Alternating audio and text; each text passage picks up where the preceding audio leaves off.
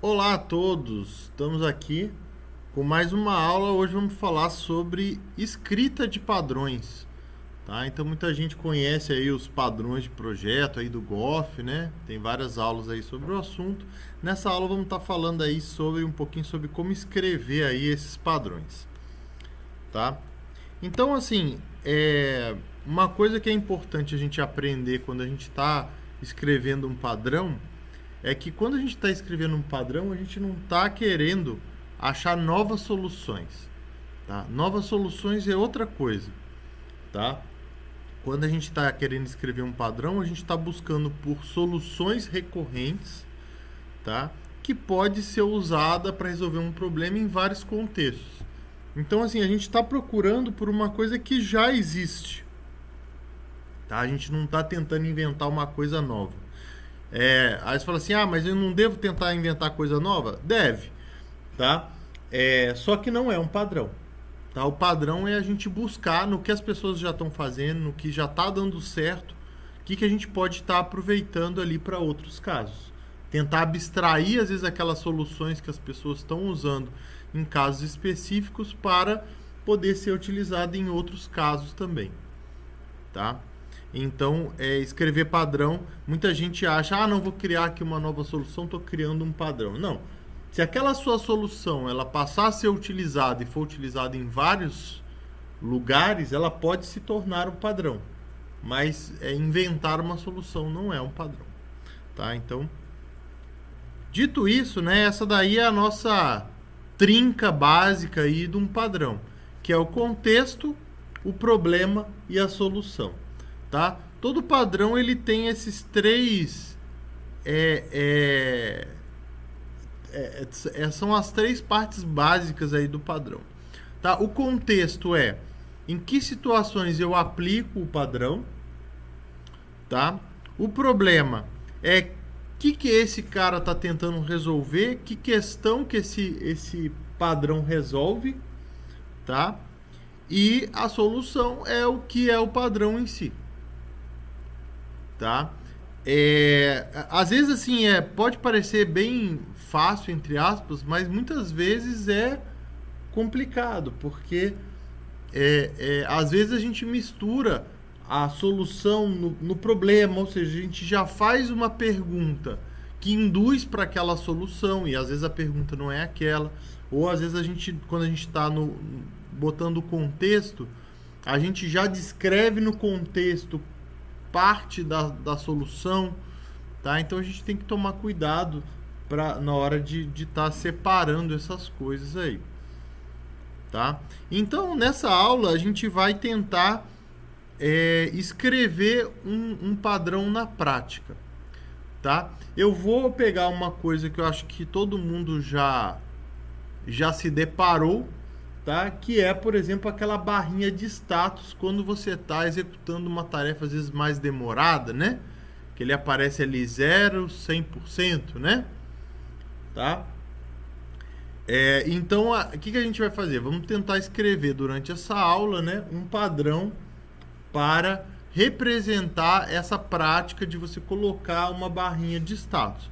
Obviamente a gente vai bem profundo ali, entender como implementar isso, né? Em que casos isso é adequado, em que casos isso não é adequado, né? Quais as consequências positivas e negativas de usar esse padrão. Por enquanto a gente está nesses três básicos aqui, que é o contexto, o problema e a solução. Tá? Então o que a gente vai tentar fazer para começar o padrão, que é como eu normalmente começo, é tentar escrever uma frase para cada uma dessas questões aí. E aí isso daí é o que a gente chama de Padlet, né? Seria um padrão resumido, né? Seria ali o esqueleto onde a gente vai desenvolver o padrão. Então, cadê aqui o meu... Então, ó, vou começar escrevendo aqui, ó, contexto. Opa. Então, contexto, o problema e problema, né? E a solução, tá? Então, ó, Temos poucos aqui na plateia hoje, mas se quiserem contribuir, fiquem à vontade. Tá? Pessoal que está ao vivo aqui assistindo, né? Tá? Então, ó, o que seria o meu contexto?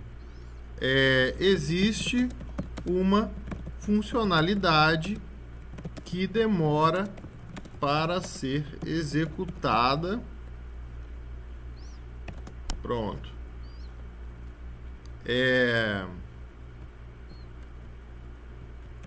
O usuário, ao aguardar a execução dessa funcionalidade, pode achar que o software travou, pode ser, né? Ou deixou de funcionar, acho que é mais... Tá, e aí, qual que seria o meu problema, certo? Como deixar o usuário ciente de que do andamento da execução de uma tarefa demorada, por exemplo. E aí, a minha solução seria: crie uma barra de status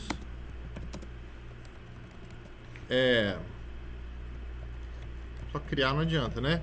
Mostre para o usuário uma barra de status que vai sendo atualizada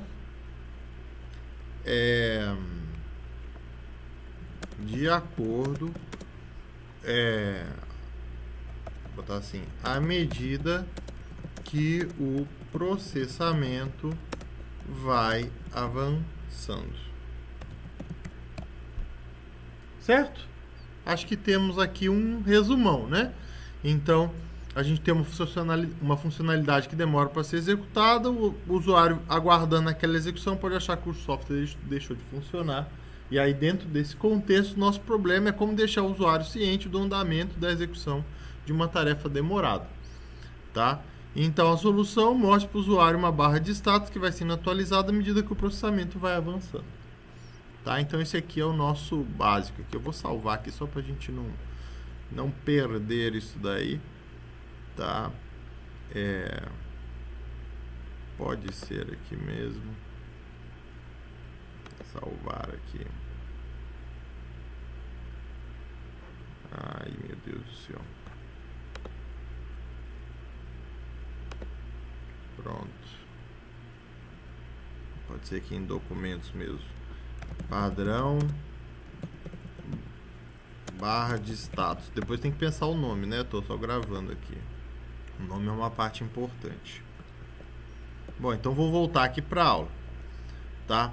Bom, da forma que a gente colocou lá, a gente está colocando assim, ó, a solução que eu estou mostrando lá, que é mostrar a barra de status, eu estou dizendo o quê? Qual que é o resultado final, certo? Mas assim, quando a gente está falando um padrão, a gente não pode só ficar, faz isso, mas peraí, como que eu faço isso? Como que eu boto essa barra de status? Como que eu vou atualizar ela? Tá? Muitas vezes pode não ser trivial. Tá? Então, não é só falar qual que é a coisa que você está propondo da pessoa fazer. Você tem que dizer como que ela chega naquilo. Tá? Então, é isso que a gente vai fazer agora. Tá? Então, a gente vai lá voltar no nosso padrão. A gente vai estar revendo ali qual que é a solução dele.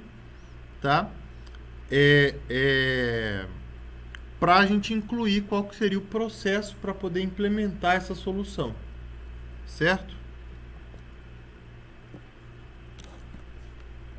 Então, o primeiro passo aqui dentro da minha solução É assim, se eu tenho um processamento que é demorado e eu quero atualizar uma barra de status com ele, eu preciso dividir esse processamento, tá? Então, eu vou colocar aqui, ó, crie a partir do algoritmo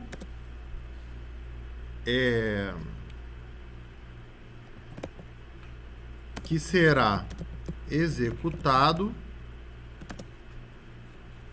faça antes de seu processamento,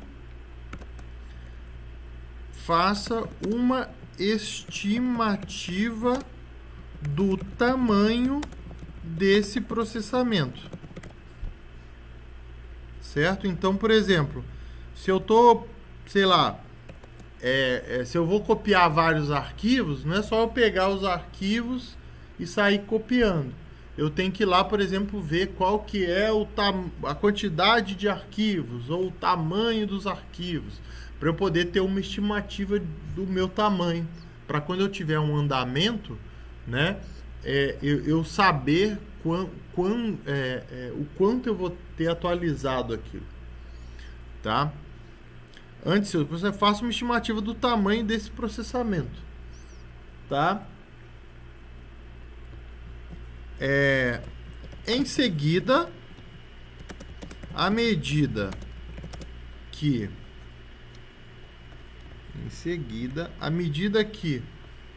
o algoritmo for sendo executado,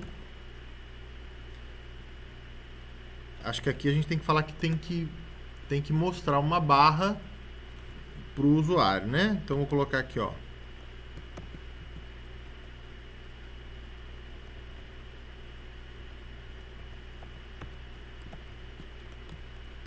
Para o usuário, assim que o processamento for solicitado, deve ser exibida uma barra de status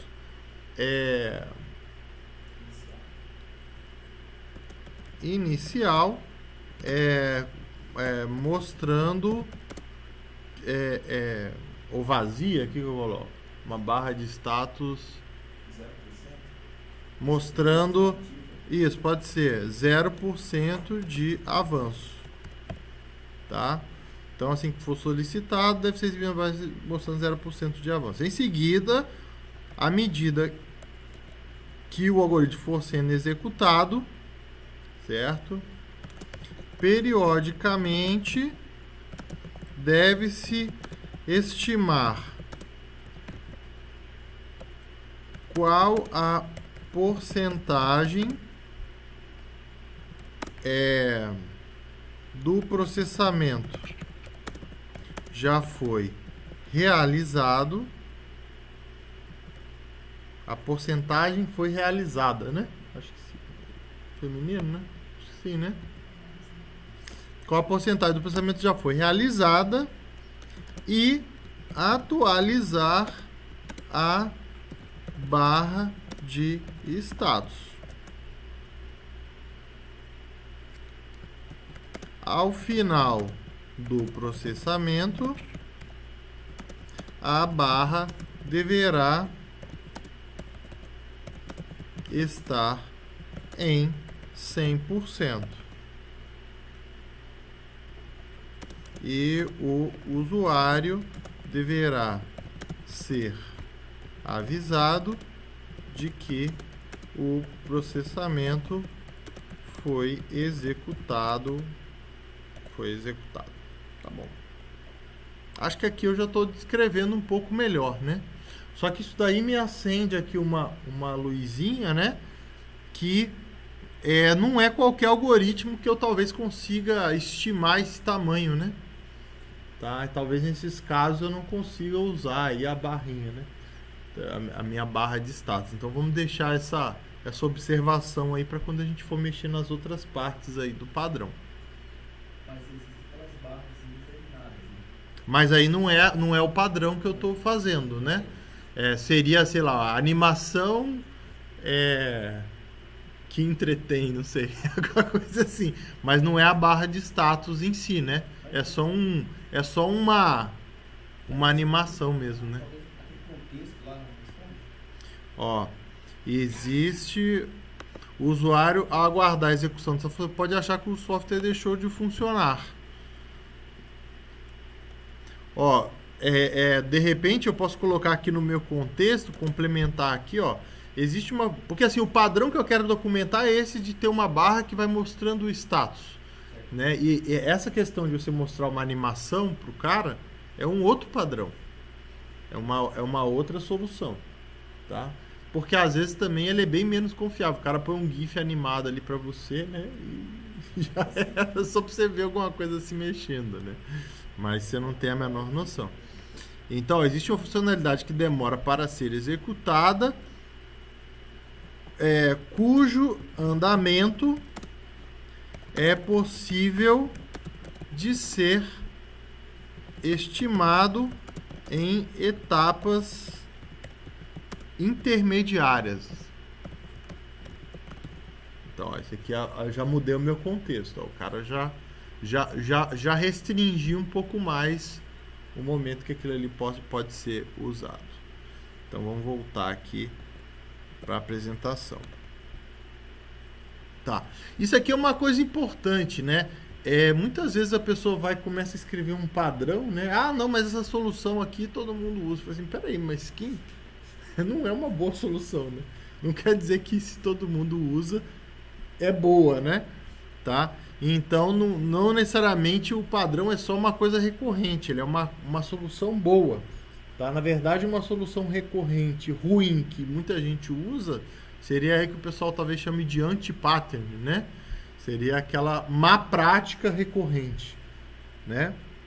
Se bem que o nome anti-pattern ele tem aí suas controvérsias, mas existem aí, a comunidade chama assim, tá? Então, não basta ser recorrente, tem que ser uma boa solução, tá?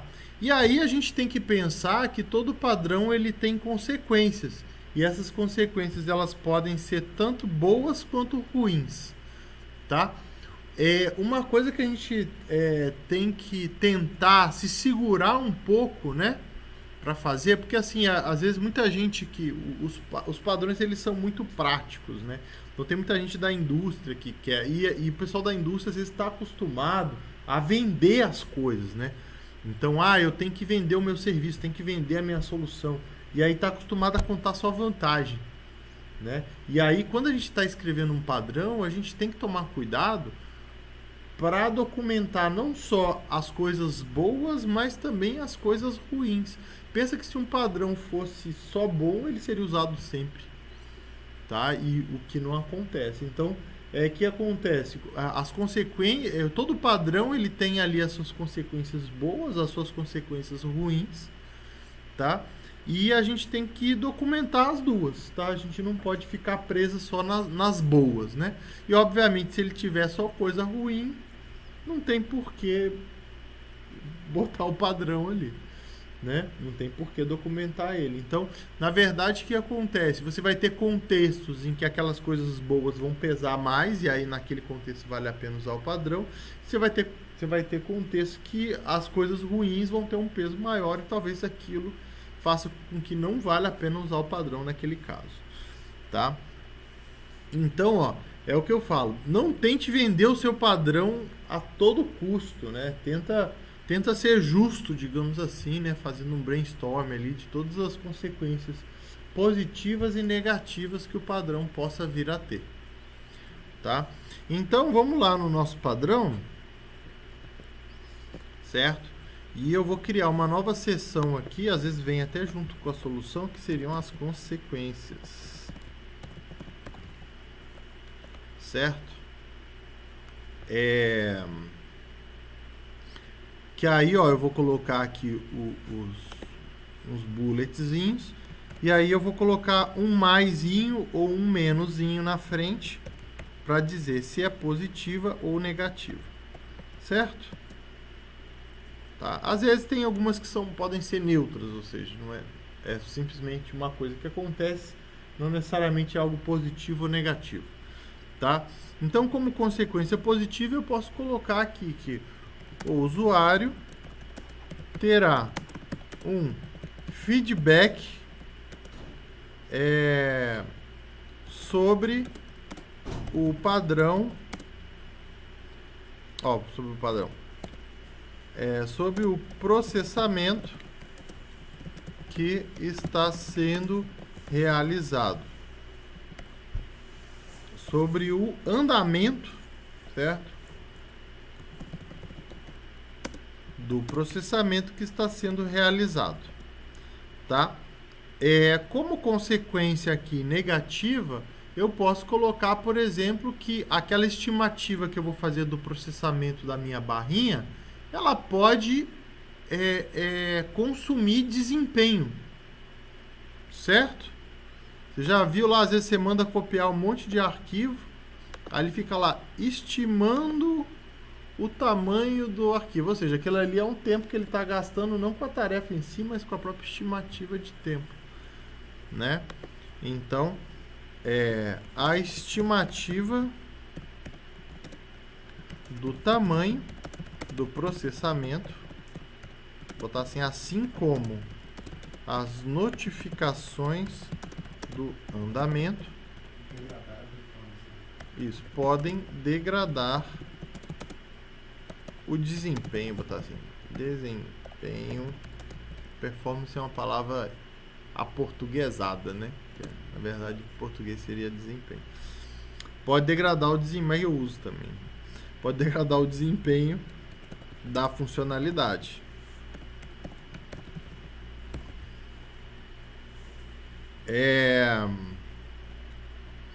Vamos ver aqui, ó. Uma outra coisa ruim aqui, ó, que eu vou colocar, que já aconteceu com é aquele famoso 100% que demora mais tempo do que tudo, né? Então eu vou colocar assim, ó,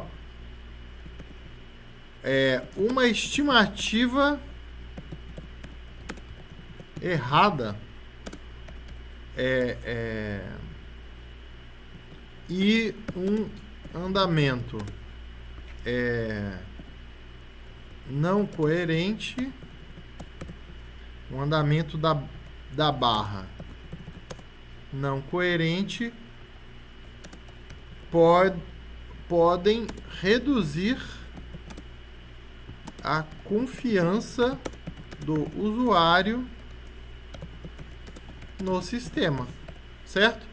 Você tem contato com aquilo, você está vendo claramente que às vezes o tempo que ele está te dando ali não é preciso, né? Ou que sei lá, você vê que ele demora muito mais para andar de 1 a 10 do que do 10 para o 20.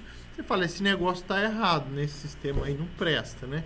Então, você vai causar no usuário, você pode causar no usuário uma sensação muito ruim a partir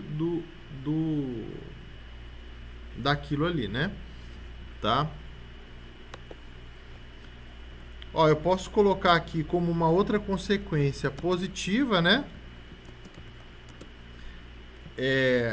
A partir do feedback do andamento, do processamento, o usuário pode realizar outras tarefas enquanto espera, né? Porque aquela coisa, às vezes o cara vê que vai demorar, se ele não sabe quanto tempo vai demorar, às vezes ele fica esperando. Se ele sabe que vai demorar, sei lá, 20 minutos, ele pode fazer uma outra coisa enquanto aqueles 20 minutos estão sendo... Então, além da porcentagem, seria apresentar também a questão de tempo, fazer uma estimativa de tempo. Isso, a questão da estimativa de tempo, ela é opcional, né? Pode ser assim, ó, opcionalmente, voltando aí na solução, né? Aproveitando que foi mencionado. O padrão é assim, a gente vai trabalhando, às vezes a gente vai voltando, a gente vai repensando algumas coisas, né? Ó, pode-se fazer uma estimativa do tempo de processamento. Aí como fazer isso? A partir do tempo decorrido para o processamento de um percentual da execução, pode-se fazer uma projeção do tempo total e do tempo faltante. Certo? Então, eu processei, por exemplo, 10%, passou 1 minuto, eu posso falar, bom, a minha estimativa é que vai demorar 9 para os próximos. Aí toda vez que eu atualizar, eu já vejo quanto que eu processei, quanto que eu demorei e estimo o resto. Tá? Esse segundo ponto positivo aí também poderia ser negativo, porque à medida que eu executo tarefas simultâneas e atrasa a estimativa. Então, depende de como, por exemplo, se o processamento é num servidor, não necessariamente, né? Mas assim, de qualquer forma é ruim o cara ficar parado, né? Tá.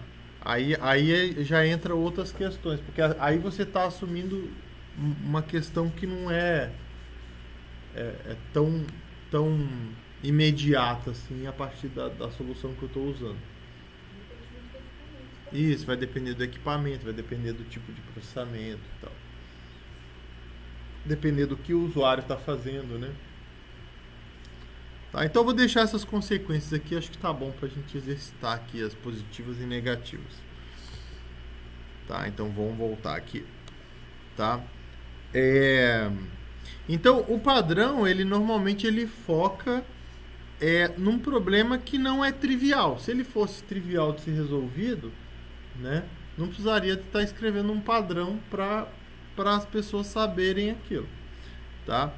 Então, aí a gente tem as forças, né? Eu pessoalmente acho essa parte de forças uma das coisas mais difíceis, tá? De você escrever num padrão. O que é a força? A força, ela é partes do problema que influenciam na solução. Normalmente são fatos. Alguns vão puxar a solução para um lado, outros vão puxar a solução para o outro. Tá? Então, por exemplo, requisitos, propriedades desejáveis, restrições que talvez você tenha dentro do seu sistema. Tá? Tudo isso aí são as forças. Tá? A ideia é que, assim, normalmente essas forças elas têm uma certa contradição entre si. Tá? Então, por exemplo, olha, se você tá fazendo uma tarefa demorada, você quer que ela seja o mais rápido possível, né? Você quer que o usuário possa retomar o seu trabalho o mais rápido possível. E às vezes você está propondo uma solução que faz demorar mais, isso é um pouco contraditório. Mas aí você tem que pesar as outras questões também, certo? Então, ó, vamos escrever as nossas forças, né? Às vezes, a partir das nossas forças, a gente precisa ver ali se as nossas consequências também estão completas, né? Ela ajuda a fazer a gente bater aí as coisas, né? Tá? Então, as forças, normalmente, elas entram aqui depois do problema, tá?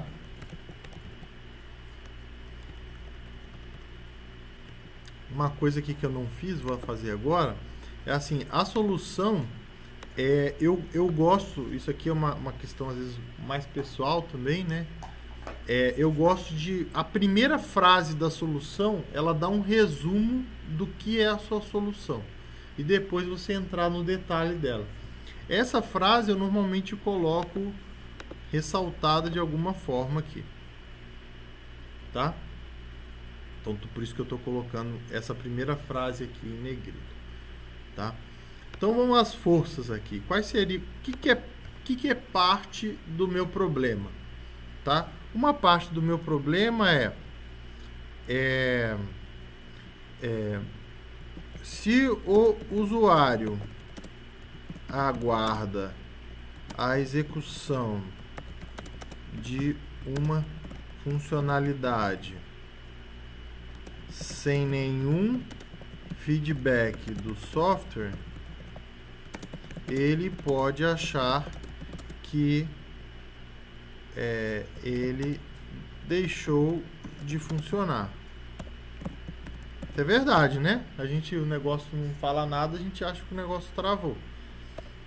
Tá? Se o usuário não souber o tempo que a tarefa vai demorar para executar, ele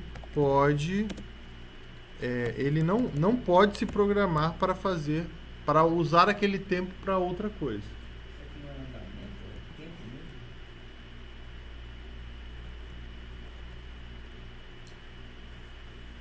mesmo? Sim, nesse caso é tempo, né? Fala assim, se eu não consigo saber se é 10 minutos ou 20 minutos que esse negócio vai demorar, eu não consigo me programar. O tempo que se colocou opcionalmente na solução, né? Sim, mas aí isso aqui é uma força, né? Isso é parte do problema, é um fato. Né? Se ele não sabe o tempo, ele não consegue se programar para fazer uma outra atividade enquanto espera pelo processamento. Né? Aí, por exemplo, como eu falei, quando você for usar esse padrão, você tem que ver, por exemplo, se no seu caso o tempo é importante. Tá? Ele não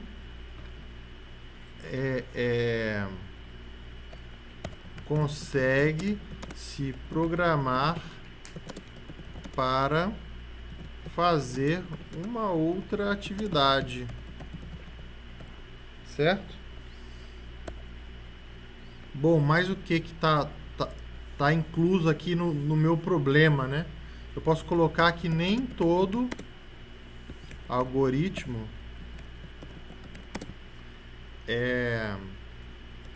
possui um processamento cujo tamanho possa ser estimado. Certo?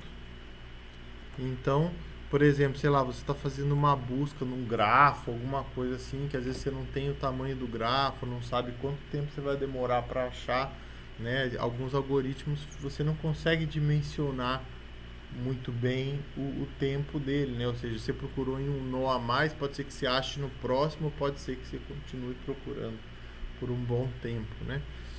Tá? Aí eu vou colocar assim, ó, algoritmo com partes de execução distintas, ou seja, se você tem um algoritmo que você tem, se não é sempre a mesma coisa, por exemplo, você está falando assim, eu vou copiar um arquivo, e aí eu vou copiar vários arquivos, é uma coisa, né? Eu vou processar nota fiscal, eu vou processar várias notas fiscais, é uma coisa. Agora, se por exemplo, da nota fiscal, se ela tem isso, eu tenho que fazer tal coisa. Eu tenho que, sei lá, buscar num site. Se ela tem essa outra coisa, eu tenho que, às vezes, fazer uma outra ação. Se é uma coisa mais assimétrica, fica mais difícil de você estimar. Né? Ou então, você começa fazendo uma coisa, depois que você terminar, você tem que fazer uma outra completamente diferente. Fica difícil você comparar a primeira parte do processamento com a segunda, né? Ou seja, depois que eu acabei a primeira, quantos % já foram, né? Tá? Algoritmo com partes de execução distintas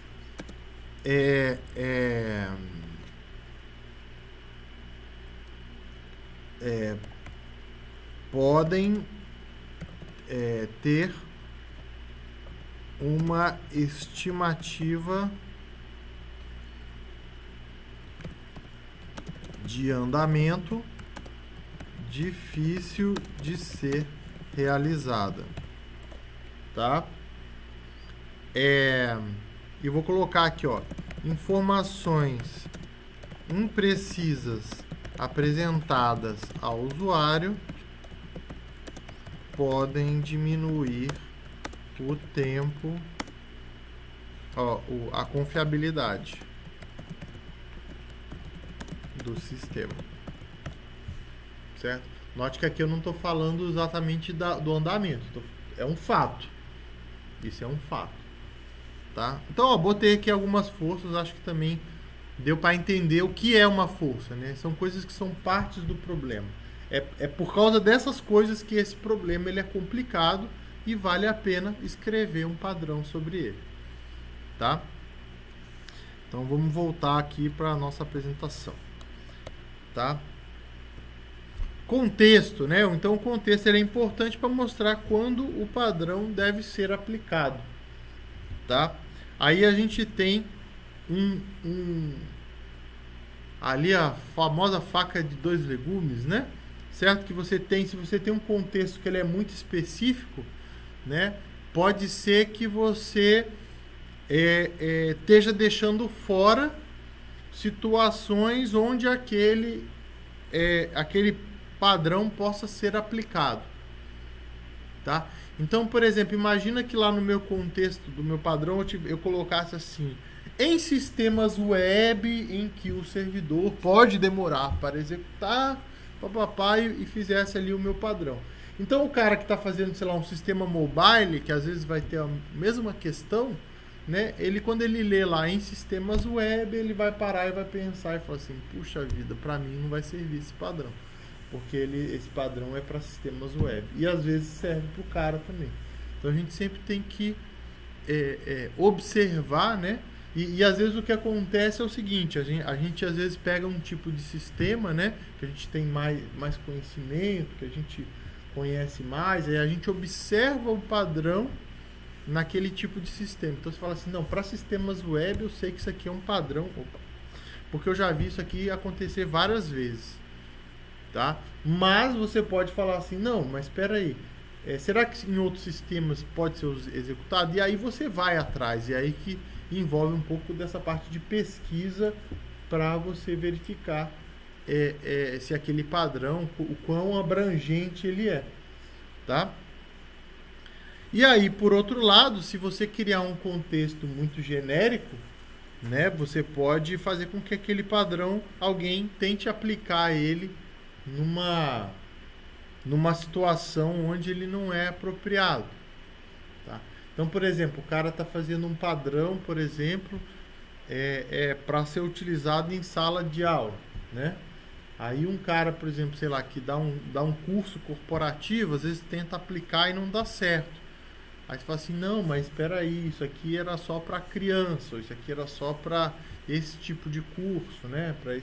Então, às vezes a gente também não pode tentar, a gente tem que tentar realmente ser mais preciso ali onde a gente está colocando ali o nosso padrão, né? Tá? Então, a gente tem algumas alternativas, né? Tá? Às vezes, para tornar esse contexto mais claro, a gente pode adicionar um exemplo concreto no contexto, tá? Para que fique mais claro. Alguns padrões eles são bem abstratos, né? Então, às vezes é interessante você citar um exemplo concreto e aí depois você generalizar, né, aquele contexto, tá?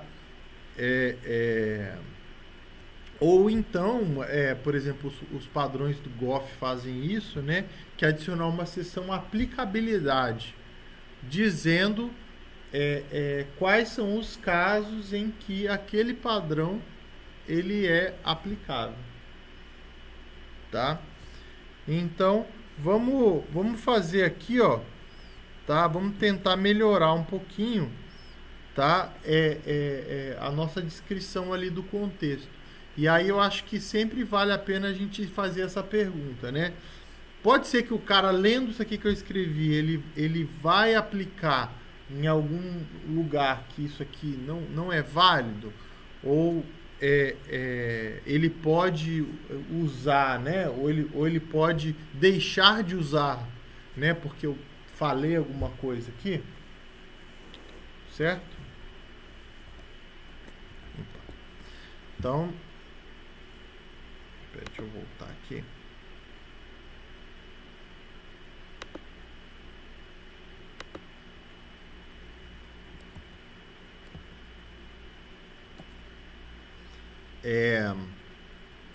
Então vamos aqui, ó, o que a gente vai fazer? Vamos então botar um exemplo aqui no contexto, tá? Então vamos colocar assim, ó, considere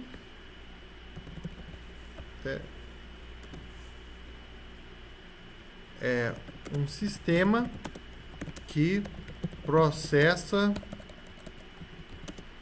uma quantidade muito grande de notas fiscais. Ao solicitar esse processamento, o usuário deve fica aguardando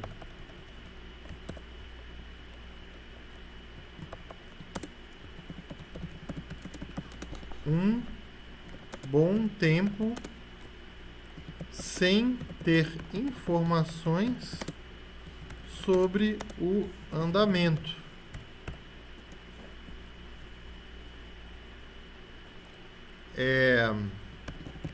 Aí por que isso é ruim, né?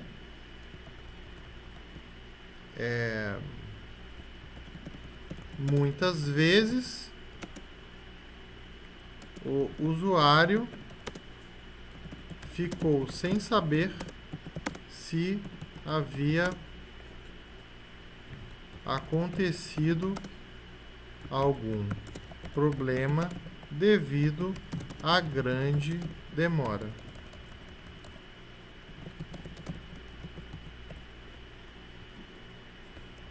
Aí a gente pode colocar assim, ó, de uma forma mais geral,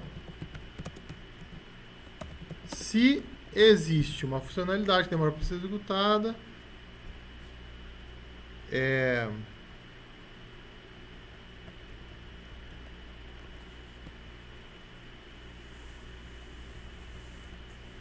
ficou esquisito. De uma forma mais geral, se existe uma funcionalidade que demora para ser executada, vou botar assim, ó, pode ser possível estimar o seu andamento em etapas intermediárias.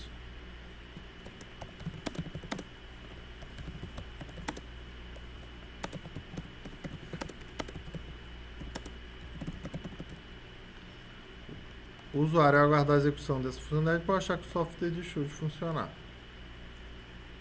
Certo? Aí tem muita gente que coloca assim, ó.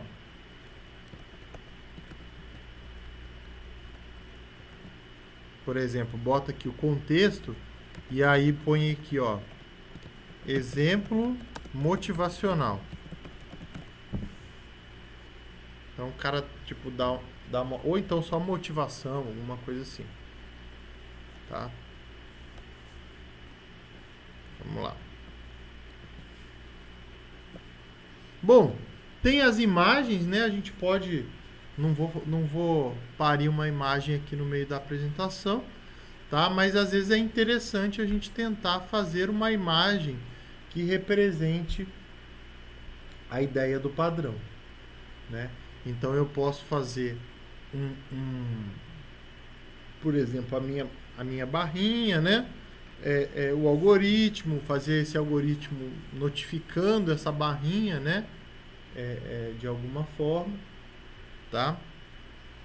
Então, muitas vezes você fazer uma imagem que representa bem o padrão, né? Às vezes para padrões que são mais relacionados a pessoas, né? Não é o caso desse. Às vezes você tem uma imagem marcante, né? Você vai fazer com que aquelas pessoas se lembrem do padrão, tá? Tem um padrão que ele tem uma imagem para mim que foi muito marcante, que é um padrão sobre frameworks, que ele fala assim, olha,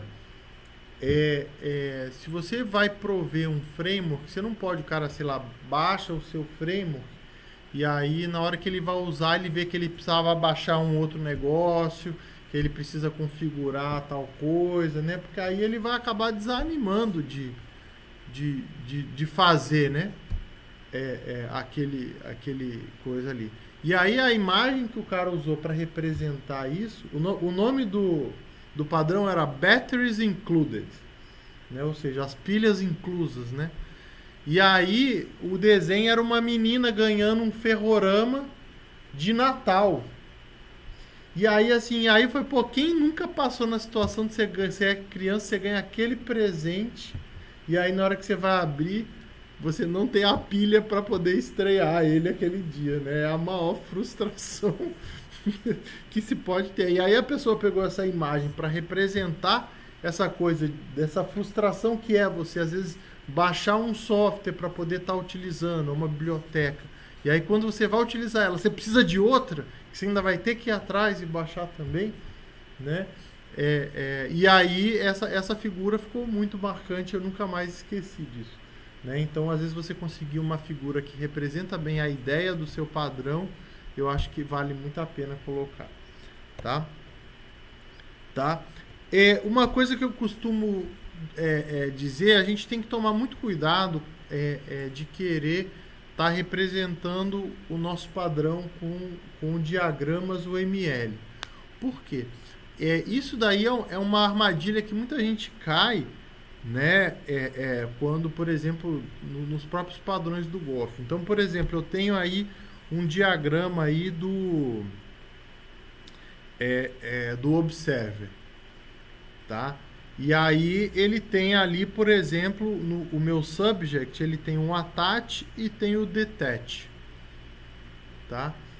Assim, se eu não quiser que o meu Observer ele tenha um detach, se eu quiser, a partir do momento que eu adiciono o Observer no objeto lá, ele vai ficar com aquele Observer para sempre.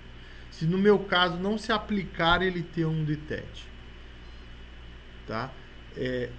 E se eu não tiver, por exemplo, o método update e por exemplo, chamar um método via reflexão, tá? Eu continuo usando o padrão Observer sem usar exatamente essa estrutura UML, tá?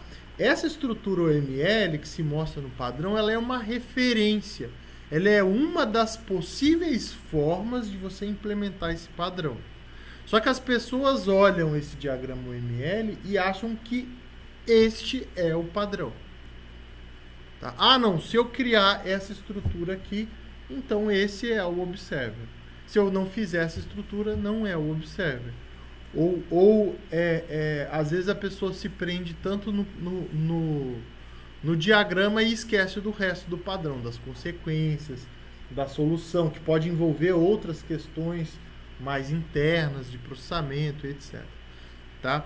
Então, a gente tem que tomar cuidado quando a gente for representar, não estou falando que é proibido ou que não se deve fazer isso, mas se deve tomar cuidado para não apresentar o diagrama como o padrão, e sim como uma alternativa de implementação daquele padrão, tá? Porque, como eu já falei, o padrão ele é a ideia, né? E às vezes existe mais de uma forma de você implementar esta ideia, tá?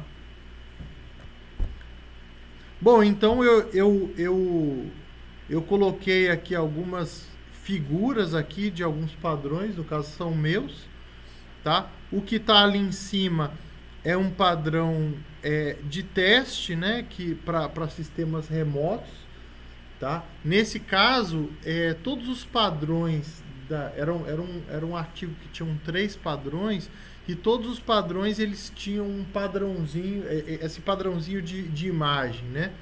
Tá? E aí eles representavam mais a questão de como que o meu teste se relacionava com o meu sistema remoto para poder fazer o teste.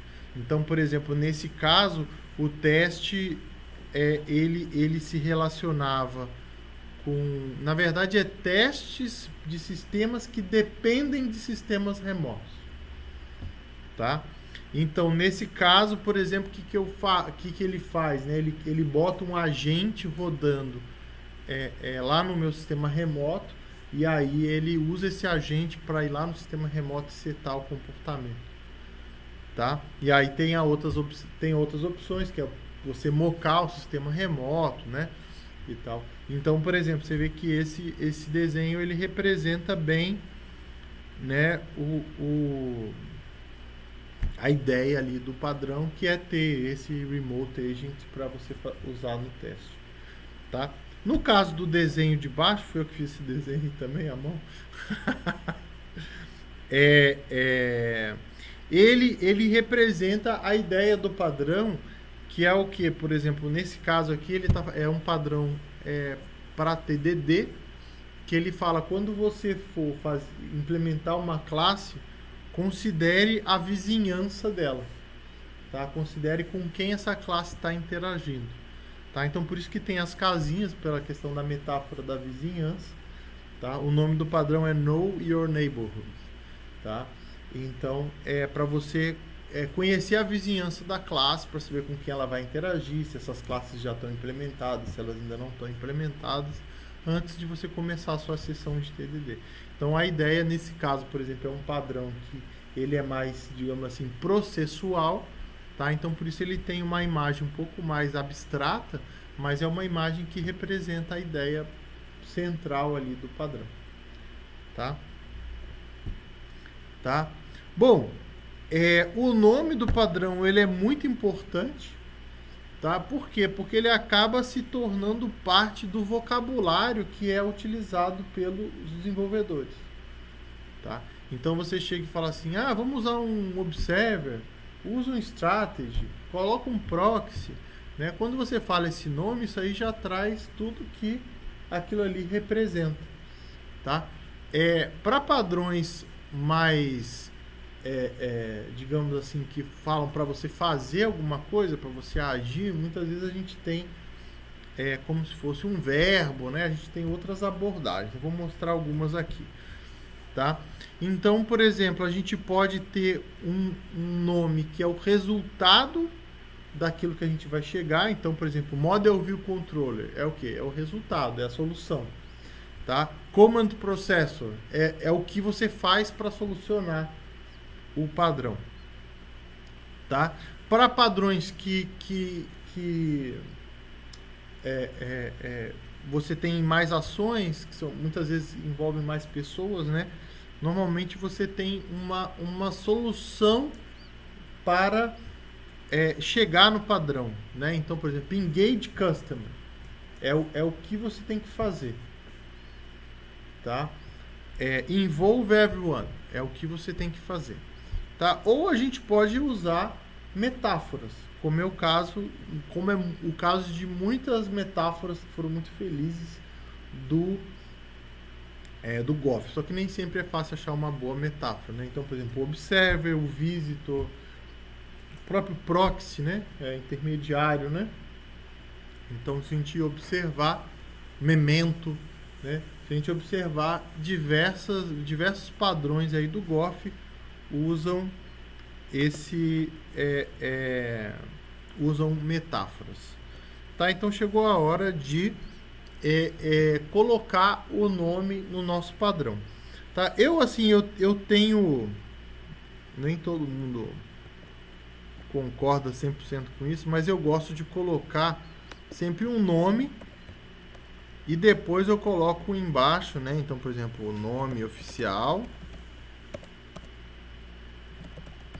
E aí eu coloco assim, also known as, porque às vezes aí eu coloco alternativas de nome, porque às vezes pode ser que esse nome que eu pense aqui embaixo seja melhor do que o de cima. E eu botando todos ali, às vezes a pessoa tem a opinião de opinar, tá? Então eu vou colocar aqui, acho que o nome mais imediato seria barra de status, certo?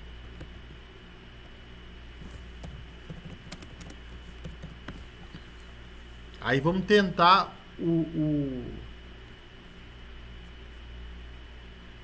outras abordagens aqui, né? Por exemplo,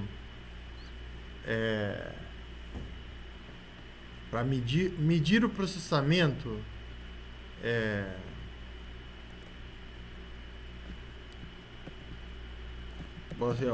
pode ser, por exemplo, mostre o status.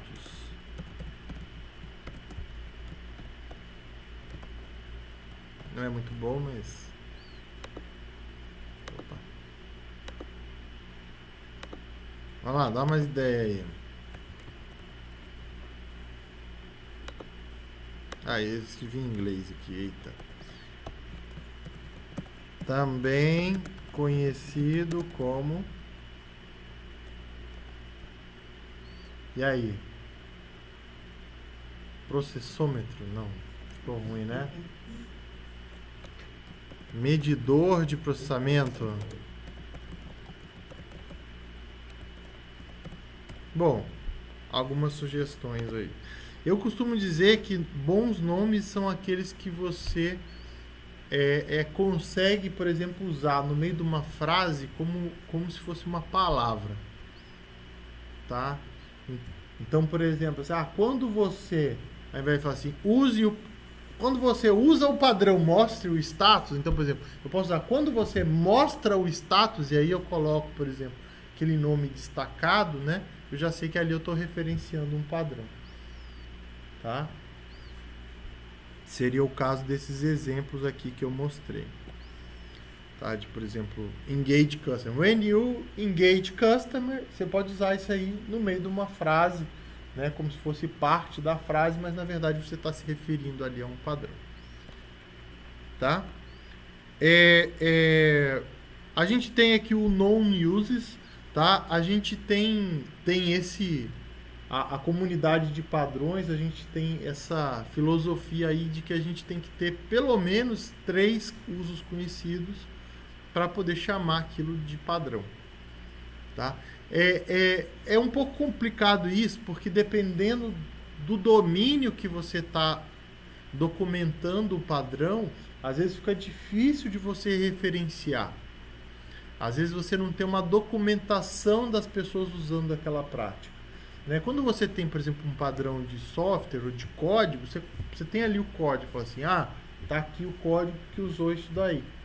Né? Agora, por exemplo, você está falando, meu padrão é sobre fazer reuniões matinais rápidas. Né? E aí, às vezes você não tem uma documentação daquilo. Você fala, eu sei que os caras fazem, mas como é que eu vou referenciar isso aí? Então, às vezes é um pouco mais complicado. Tá? Então, a gente pode colocar aqui, né? Tá grandão já, hein? Vou botar aqui, usos conhecidos. Opa. O que eu posso colocar aqui?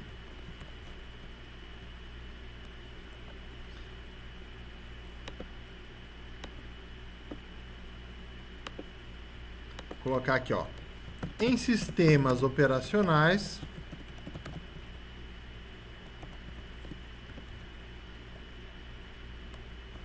a cópia de arquivos pode ser uma tarefa demorada. Normalmente é exibida uma barra de status para mostrar o andamento da cópia de arquivos. Aí, é interessante aqui, às vezes, a gente colocar alguns detalhes que podem ajudar a ilustrar um pouco mais aquela questão das consequências, né? Então, por exemplo, em especial, eu vejo que aquela parte da estimativa do tempo demora muito quando você tem uma quantidade muito grande de arquivos pequenos. Tá? Para essa tarefa, uma grande quantidade de arquivos pequenos pode tornar demorado o processo de estimativa, certo? Eu posso colocar assim também, ó, variações na disponibilidade de recursos, como processamento e memória, devido a outros processos concorrentes, podem também causar erros de estimativa, que é o que você comentou, né? Não, aí o cara começa a fazer outra coisa, aí demora mais, né? Tá? Ou ele começa a copiar um outro arquivo, aquele lá vai demorar mais ainda, né? Tá? Principalmente, por exemplo, quando você está fazendo um download, e aí aquilo, é o download, é outro uso conhecido aqui, ó, tá? O download de arquivos, por ser demorado, por poder ser demorado, também utiliza, aí eu posso botar aqui, ó, barra de status, ou seja, aquele é o nome do meu padrão, eu vou sempre botar ele diferente, tá? Para representar o quanto já foi baixado. Seu uso é muito comum em navegadores. Certo? Aí por que eu posso pegar, por exemplo, processo de instalação, né, atualização, né? Aí ou eu poderia falar assim, não, poxa, agora eu quero dar um exemplo de mobile, ou um exemplo que fuja, sei lá, que eu tenho um processamento num servidor, né? E tal, para poder diferenciar, mostrar nos meus usos conhecidos o quão pode ser diferentes tipos de uso que eu posso dar aqui. Então eu vou deixar aqui só com 2, acho que pro exercício aqui tá ótimo, mas é sempre interessante ter pelo menos 3, tá? Então a gente já fez isso, tá? E aí assim, a gente pode ter outras sessões no nosso padrão. Por exemplo, a gente pode ter uma sessão de exemplo, onde você pega um caso, pode ser fictício ou real, e mostra um exemplo que é diferente dos usos conhecidos, que são usos reais. O exemplo ele pode ser mais didático, e aí você mostra ele com mais detalhe. Você pode ter uma sessão de implementação, muitas vezes para padrões mais técnicos. Então, por exemplo, nesse caso aqui, eu tenho essa parte da notificação, né? Então, como que eu implemento isso? Né? Talvez, de repente, eu tenha que passar um objeto como parâmetro para o meu cara que está processando, para ele poder notificar a barra, né? Então, como que eu implemento isso daí? Eu posso ter uma sessão que entra em detalhe, por exemplo, em relação a isso daí. Padrões relacionados. Por exemplo, nesse caso, para mim, eu consigo ver uma clara relação desse padrão com o observer. Por quê? Porque a barra ela tem que observar o coisa. Então, nesse caso, seria um padrão complementar que eu posso usar para fazer isso. Agora, por exemplo, eu poderia ter um padrão também que é concorrente a ele, ou seja, vamos supor que eu tenha lá um processamento assíncrono, aquele que eu mando processar e eu só largo para lá, né? Eu não vou ter nenhuma barra de status e eu só vou saber se ele está na fila para processamento ou quando ele já foi, ele está sendo processado ou quando ele já foi processado. Seria uma outra alternativa para processamentos mais demorados, tá? Então eu poderia, nesses padrões relacionados, ter isso daí. Poderia, que alguém citou aí durante a apresentação, por exemplo, aquela animação, né? Você põe ali uma animaçãozinha para despistar o cara, né? Diferente da parte de status, você não precisa ter tudo isso. De repente você resolve uma parte do problema, tá? Ou de repente quando Você pode até ter algum feedback, né, do tipo, olha, eu estou processando essa parte, estou processando essa nota fiscal, mas, por exemplo, sem uma... Ou seja, você ter ali alguma informação do que o sistema está fazendo, para o cara saber que está tendo algum andamento, mas sem dar uma estimativa de quanto que falta para acabar, né, ou quanto que já foi processado, tá? Então, assim, você pode ter padrões relacionados, né? Na verdade, é bem interessante que tem, é sempre bom você pegar, dar uma olhada, né, no que já existe, como que esse padrão ele pode se inserir, né, nesse ecossistema de outras coisas aí que já existem, tá? E aí a gente tem aí as linguagens de padrões, teve uma que ficou super torta aí, tá? Que é quando a gente não só se limita a escrever um padrão, mas quando a gente pega e escreve vários padrões dentro de um determinado domínio. Ou seja, eu estou pegando uma área aqui, por exemplo, no caso ali, esse que está super torto aí, são frameworks baseados em metadados. No outro caso ali, seria ali a parte de os passos que você dá quando você está utilizando o TDD. E aí pega, identifica vários padrões e depois vê como que esses padrões se complementam ou concorrem um com o outro, né? Quando às vezes você usa um ou outro, ou você usa um e outro, né? Ou você às vezes usa um para resolver os problemas do outro, tá? Então tem várias formas de relacionar os padrões. E aí quando você consegue criar ali um conjunto de padrões que documenta o conhecimento numa determinada área, você está criando o que a gente chama de linguagem de padrões, tá? E aí vem uma pergunta, né, que você fala assim, bom, quando você, eu, por exemplo, documentar padrões, pode ser parte de uma pesquisa? A questão depende, por exemplo, nesse caso aqui, da barra de status que eu escrevi, lógico que eu documentei, vai ser um conhecimento talvez útil para quem não conhece, né? E como eu peguei, explorei um pouco mais a fundo ali as consequências e tal, pode ser uma leitura interessante para quem está trabalhando com um sistema que tem esse tipo. Mas nesse caso não seria bem uma pesquisa, porque é uma prática bem conhecida, tá? Então, digamos assim, apesar de não ser novo, também é uma prática que muita gente já utiliza, né? Já se tem uma referência boa sobre isso, tá? De repente, se eu fosse um pouco mais fundo, visse todas as alternativas, né? Meios de... Eu poderia, de repente, dentro dessa ideia da barra de status, buscar outros padrões relacionados a isso, né? Talvez padrões mais modernos em relação aí a processamento distribuído, talvez de Big Data e tal. E aí, de repente, eu indo um pouco mais a fundo, eu pudesse transformar essa ideia aí numa pesquisa, tá?